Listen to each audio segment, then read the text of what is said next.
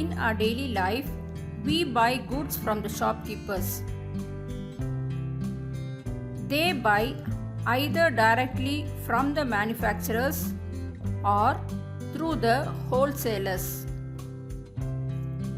The shopkeepers sell goods for a profit, sometimes for a loss. Example, the cost price of the saree is rupees 3000. Selling price is rupees 3500. Here, the selling price is more than the cost price. Then it will be a profit for the seller. If the cost price is more than the selling price, it will be a loss for the seller. Percentage. It is a fraction with denominator 100. It is represented by the given symbol. Application of percentage. There are 75 mangoes, out of which 3 are rotten. Let us find the percentage of good mangoes. Total number of mangoes is equal to 75. Number of rotten mangoes is equal to 3. Therefore, number of good mangoes is equal to 72.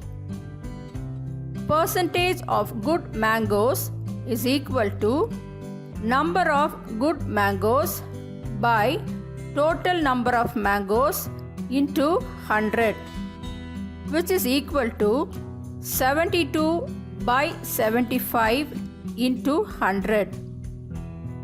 By simplifying,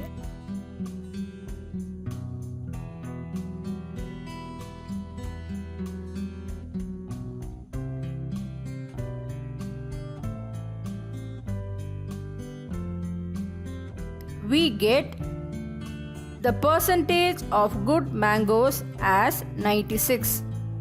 Discount. In order to increase the sale and also to clear the stocks during festival seasons, the shopkeepers offer a certain percentage of rebates on the marked price, which is known as discount.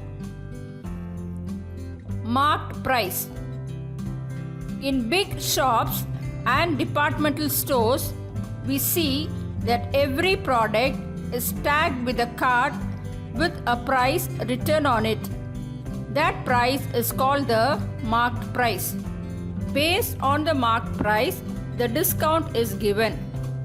Therefore, selling price will be equal to marked price minus discount. Overhead expenses. Sometimes articles like machinery, furniture, electronic items are bought.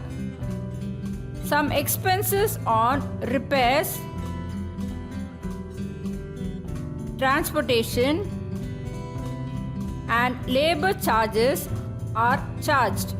These expenses are included in the cost price and are called overhead expenses. Therefore, the total cost price will be cost price plus overhead expenses. GST, that is Goods and Services Tax. It is one of the source of income to the government. The GST is shared by the central and state governments equally. These are some of the products which are exempted from GST.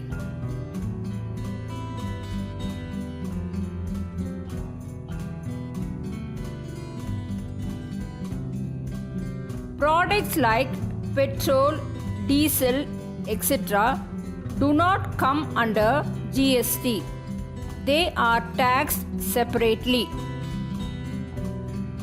Simple interest and compound interest.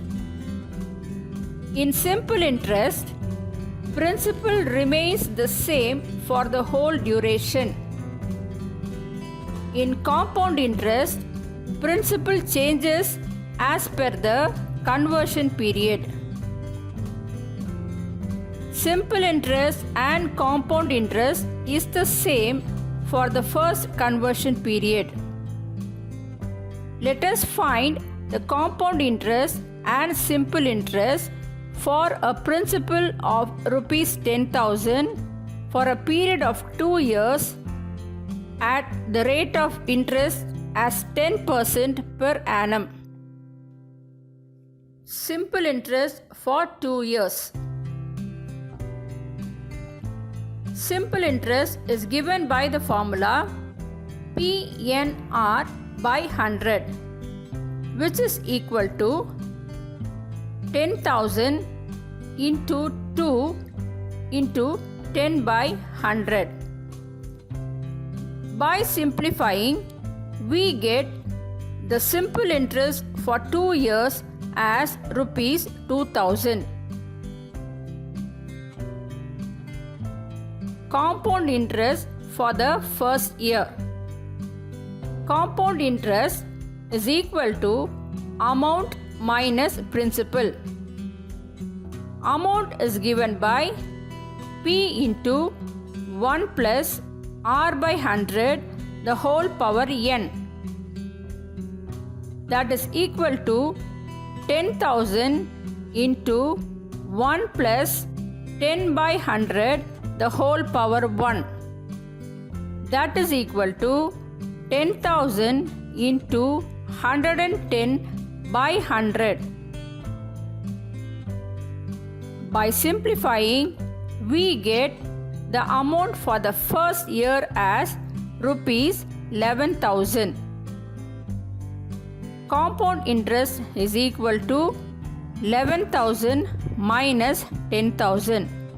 That is equal to rupees 1,000. The compound interest for the second year. Here, the amount of the first year will be the principal for the second year. Therefore, P is equal to 11,000. Amount is equal to 11,000 into 1 plus 10 by 100. That is equal to 11,000 into 110 by 100.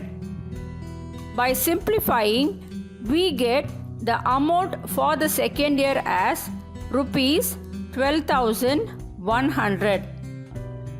Now, the compound interest is equal to rupees 12,100 minus 10,000, which is equal to 2,100. We can understand that the compound interest is more than the simple interest for the same principal and period of time because the principal keeps on changing for every time period.